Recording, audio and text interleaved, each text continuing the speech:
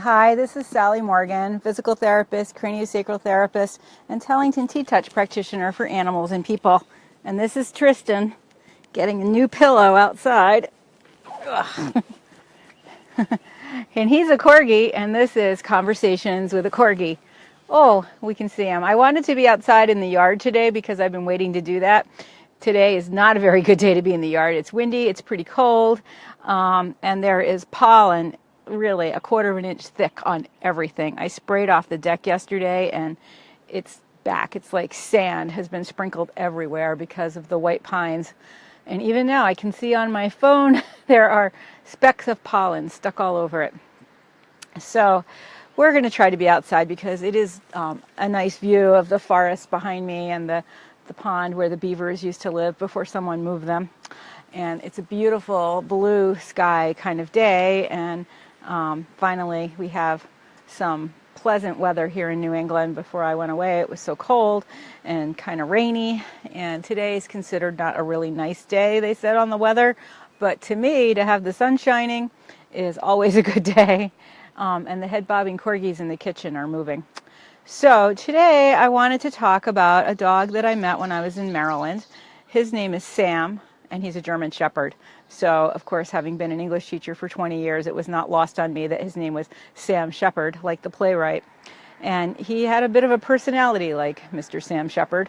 So Sam and his sister, I believe her name was Zelda, I can't remember, came from a shelter in Alabama. There was a wonderful woman in our class named named Barbara, who works for NASA, and she wanted to have some pets. So she went to the shelter in Alabama, and this happens a lot at shelters, and you can hardly blame them.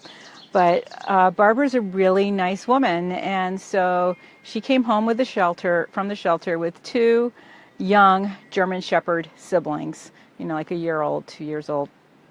And they are really big dogs, and she is not extremely healthy and vibrant, ready to walk a dog like that 5 miles a day. She's just a regular person who could maybe walk a mile with a, medium-sized beagle.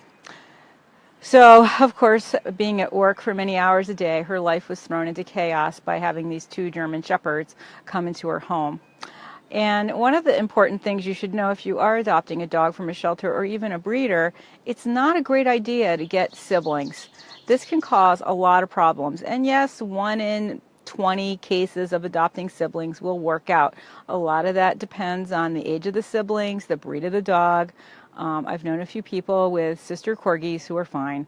I also know some people that have brother dachshunds, and it has been a breathless experience with them for 10 years, wondering when the kind of meaner one might snap and attack the other one. And there have been numerous injuries and problems in their household, and that can be avoided if you don't get siblings. Siblings have issues from being raised together by their mother, the way they're arranged in utero, the way they get along with each other when they're first born, who gets the most food. I mean, when they first come out, it really is life or death. If you are not able to get some of the nutrition from your mother, you won't make it. So the rivalry that starts when they're younger is a huge issue when you adopt siblings. And they just never really, without the mom to kind of be in charge, they don't really ever establish who's more in charge. And I hate to use the word dominant because it's not really about that. It's just about who is going to be, getting things first, really. And so with these two male dachshunds, they were neutered rather later because that is, of course, recommended for the health of the dog. But in the meantime, he's bigger now, but he was the runt of the litter.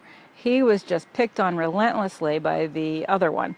And that other one was very vibrant and robust and very manly and had a good kind of, opinion of himself in some ways, but he really lacked confidence, which is why he was beating up his brother. And we see this kind of thing often when you adopt siblings. So if you can at all get two dogs from different litters, that is definitely the wisest choice, especially if you're not an experienced dog person. So these two shepherds were brother and sister, and that was kind of working out. The sister was really the leader, and the younger one, Sam, felt a lot more confident when she was around. He could follow her places, things that he was afraid of, like stairs, he would follow her up, and it was all working out fine. But Barbara had to get rid of these dogs because they just didn't fit her lifestyle. And of course, the shelter was happy to give them to someone who they probably knew wasn't the right person for these dogs, but she was very responsible, so maybe they realized she would find good homes for them. But there are so many dogs in the South that need homes, and it is a real problem. And of course, in the Northeast, there's a shortage of cute fluffies, so a lot of them come up here and get homes. And many people I know have adopted wonderful dogs from the South. But if you live down there and you go to these shelters, they have almost no money. It really is just a dreadful situation. So Barbara brought these dogs home. And then she placed the female, who was better trained and more responsive and better with other dogs and people, and that dog went to a great home. So Barbara was left with just Sam Shepherd, and he became increasingly difficult without his sister. He was never safe with other dogs, very barky and leaping and excited to see them, and he was fine with people, but he had a really loud bark, and when he got excited, he scared people. And this was not going to go in a good direction because dogs pick up on the fear of the person. And so if he was leaping and excited to see people and barking at them, and they became afraid, that would start to make him more leapy because he's trying to say, I'm nice, come see me, and they're more and more afraid and backing away. So Barbara had a lot to manage. She could not let him run off the leash. He was especially difficult with other dogs. And as I said, she's not somebody who's running 5 miles every day to give this dog exercise. In her home, she had to leave him in a crate a lot because she was at work. And, she was a very responsible dog owner, but she knew she needed to find him a home. So he came up to our TTouch class with that end in mind. She had been in touch with German Shepherd Rescue and some other groups. But in fact, in the long run, it didn't really work out. None of them, a lot of shelters don't take dogs from out of state. None of them had room. He had some issues. And, the people in the TTouch class, particularly Linda Tellington, took a great interest in this dog and really wanted to place him in something that he would be good at and that he would be, respected for the work that he could do. Because he's a purebred German Shepherd. He was a beautiful blackish dog, really sweet face. So over the course of the week, he became less and less reactive to other dogs. He still couldn't be out with other dogs. And a woman in the class, Diana Gunn, actually did an animal communication session with him. I did an emotion code session with him to release trapped emotions that were adding to his anxiety. And Diana, coincidentally or not, came up with a lot of the same emotions: disappointment, rejection, panic, crying, low self-esteem, lack of fitting in, like all of these emotions that Sam had. So the emotion code work does release those emotions related to the idea of him having anxiety around dogs. Of course, he still has anxiety around other things, and I didn't work on him more than that one session. And then Diana, in her reading, especially the second time, found that he felt like he had been shattered, like his personality had been shattered. And that reminded me that perhaps it would be a good idea to do a soul retrieval for him. He's a very sensitive, very smart dog, and so often those are the dogs that are more easily damaged by bad treatment. They don't adapt as well in some ways, and they're also the dogs that, when they're placed with an individual person, do fabulously well. They're really smart, really trainable, and they need a job. And he's a shepherd. He really needs a job. So we contacted my friend Tracy Vroom, who is a shaman and a craniosacral therapist for horses, and also a Tellington TTouch practitioner.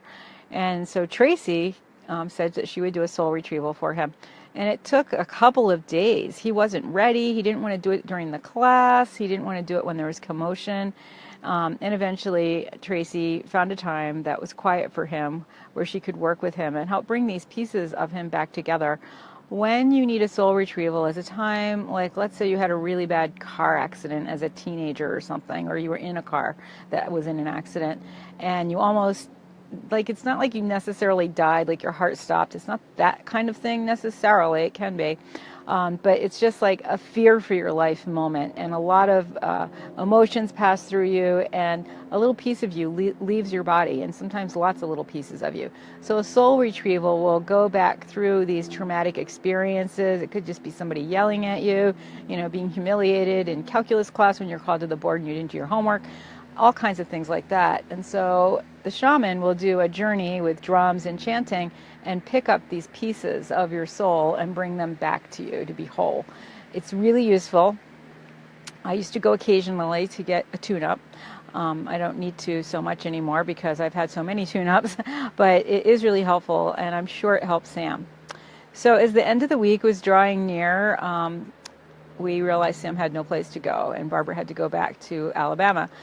So I called someone up in my area that I know who does a place where she places dogs and horses with veterans as service animals, and she trains dogs herself.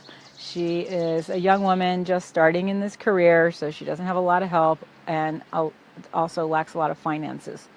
And so her group is called Horses, Heroes, and Hounds, which got us thinking that maybe Sam would be a good dog for a veteran to have.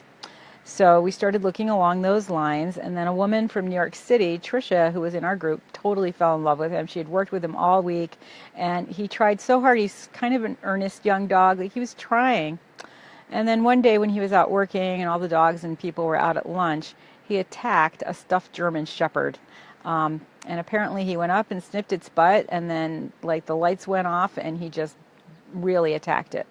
So they worked him around a little bit more and brought him back, and there was another big stuffed husky in the room, and he attacked that that dog as well. And sometimes when dogs attack stuffed dogs, like I've had this happen with client dogs, Tristan's not a very neutral dog, and I had a client dog here who was pretty reactive with other dogs, and she was fine with this totally neutral dog, and then she was fine with Tristan. And I had brought out a stuffed dog, but I didn't think we needed it because we were already past that point. And I put somebody that was here working with us, put the stuffed dog on the ground. And boy, that little girl, she just saw that stuffed dog and tore across the labyrinth, dragging her person, and picked him up and tossed him and growled and barked.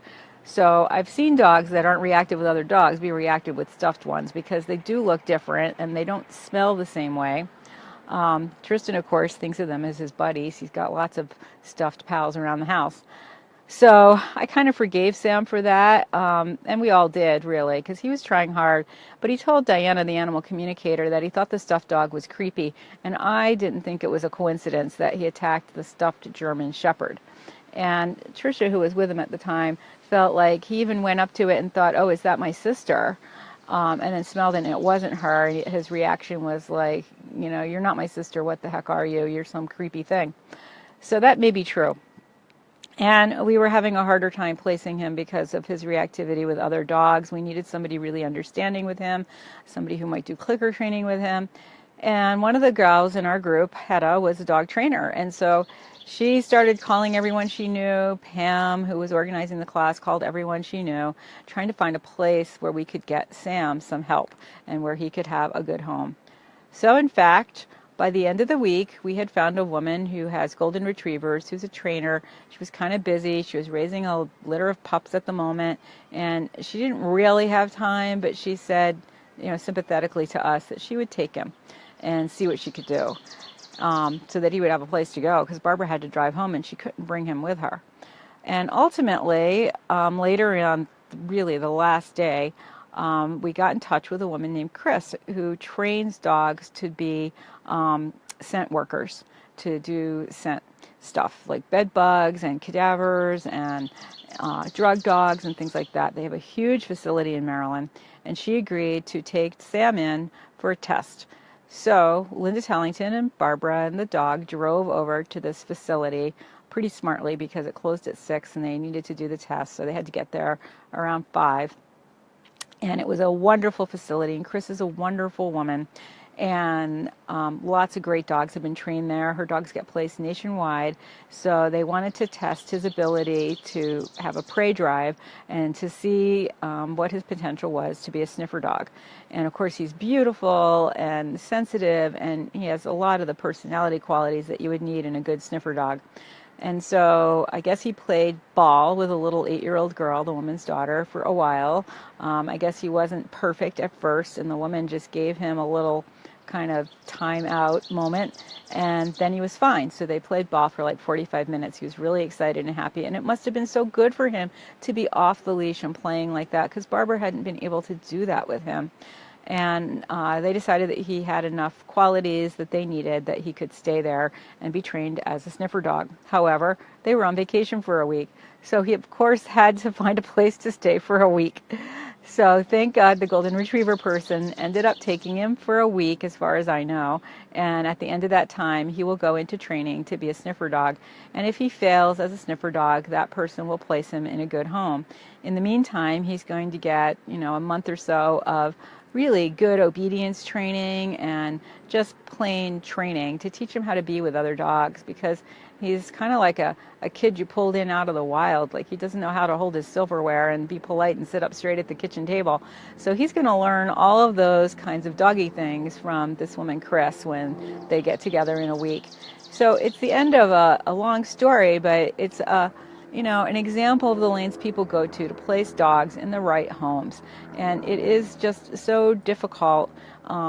We have so many dogs that don't have homes, and so many wonderful dogs that need homes, and dogs that have been homeless.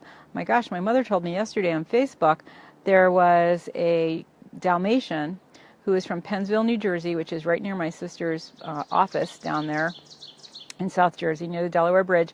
And he had been lost at a rest stop on the Jersey Turnpike. They had gotten out, and the dog had gotten loose, and the guy couldn't find him, and an older fellow. And he just drove home imagining that his dog had passed away and had been mortally wounded on the highway or something, and that he would never see him again. Well, lo and behold, and he had buried his leash and collar in the yard and had, just grieved for him, and it's terrible. Lo and behold, months later, we don't know exactly how long, someone found the dog, brought it to the vet or the shelter, found the chip in the dog, realized it belonged to this guy. The dog was healthy, a little slim from running around, but in fact was reunited with the guy, and there was a whole big to-do. And if I get it off my mom's Facebook page, I'll post it for you guys to see. They filmed the reunion of the guy with the dog, which of course is heart-wrenching and wonderful. And we don't even know. The dog may very well be one of my sister's client dogs down there from Pennsville. But, what a wonderful reunion when somebody finds their dog again. And, dogs like that, when they're homeless and running around, that dog came from a good life and a good home. And he deserved to not be put down or to not be put in some shelter, as all dogs do. They really are such a part of our lives. I don't know. I can't imagine Tristan being without me. He loves me so much. Biscuit.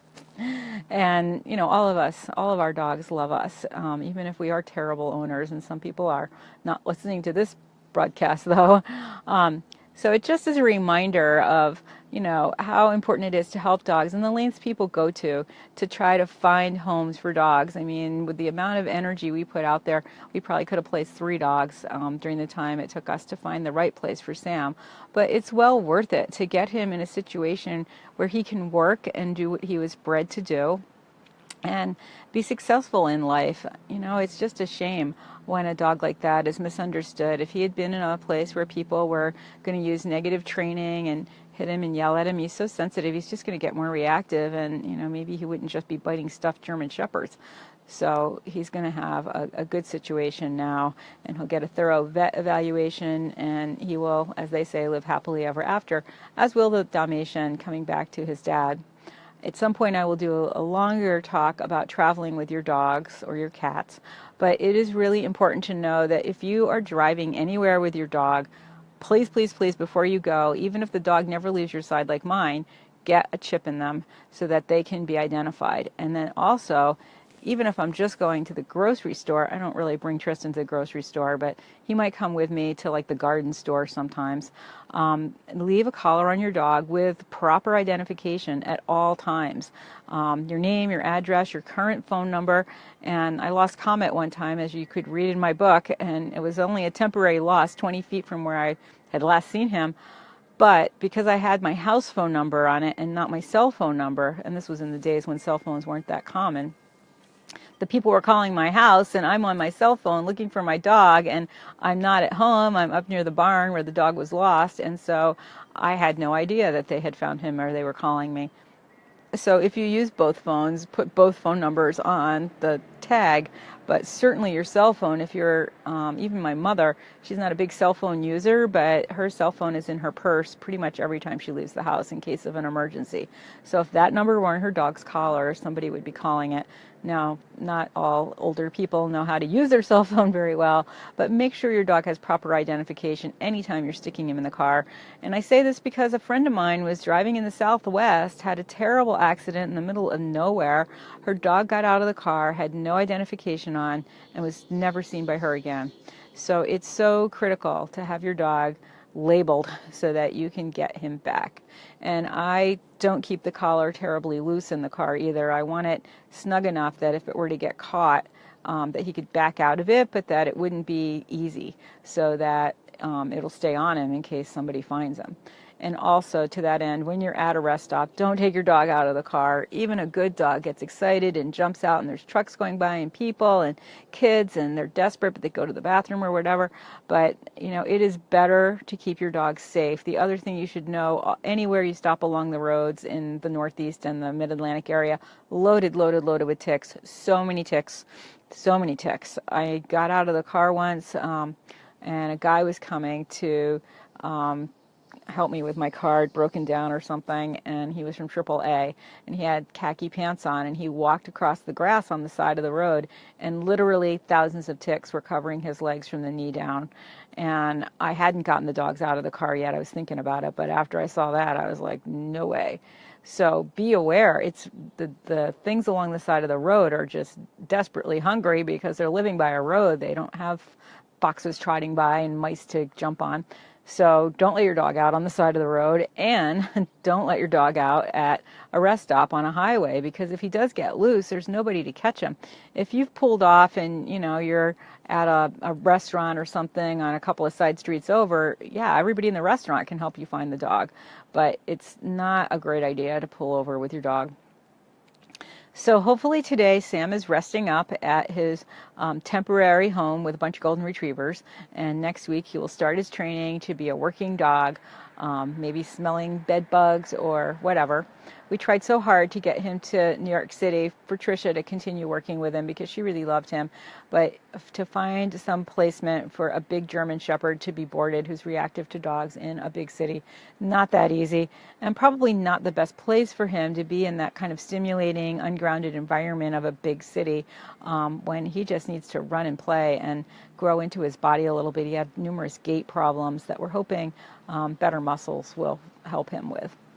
So Tristan, he says, oh my gosh, I would never leave my mother. He actually did get lost. The last morning I was in Maryland, I was loading the car and he was following me, and then I turned around and he wasn't there.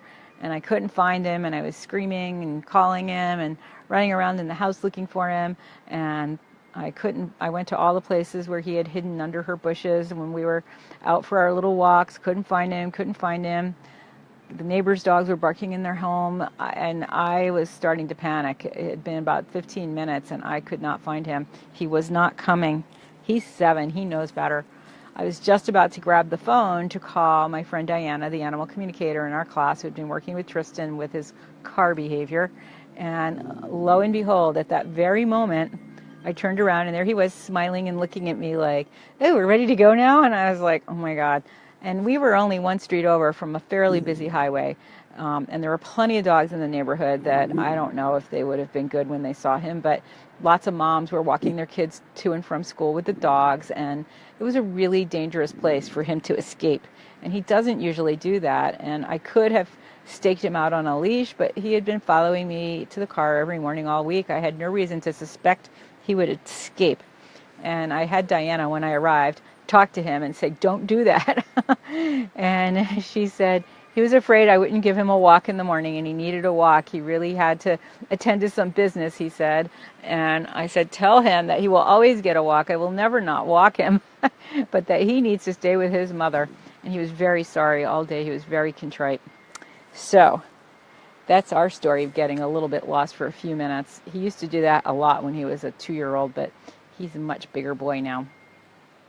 So good luck to Sam Shepherd in his training, and to all the dogs in the shelters to find a great home, and to all of the people who have adopted dogs from shelters.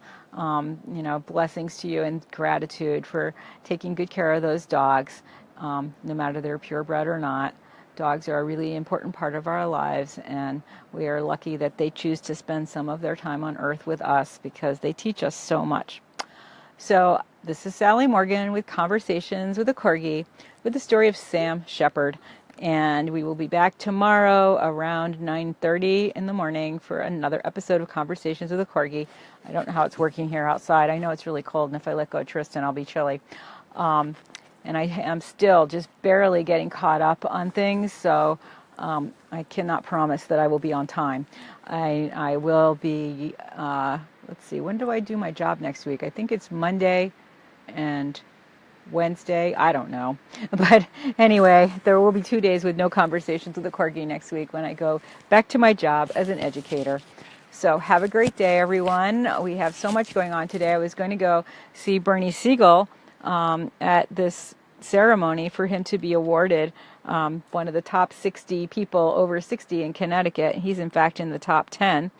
But in fact, Bernie cannot attend, which I'm not surprised. He's a very busy guy. So I guess I won't be going to that. And there's a fundraiser for a therapeutic riding center around here that I just heard about with one of my favorite singers. So I may try to go to that later.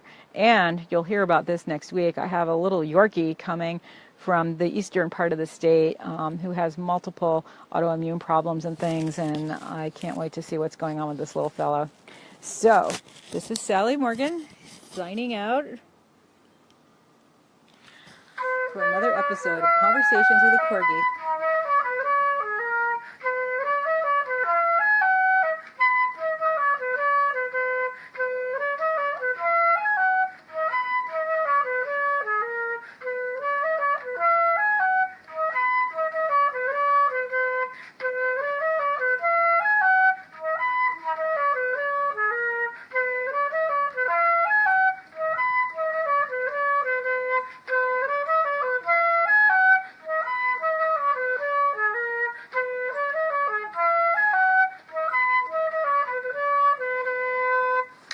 Bye, everyone. Have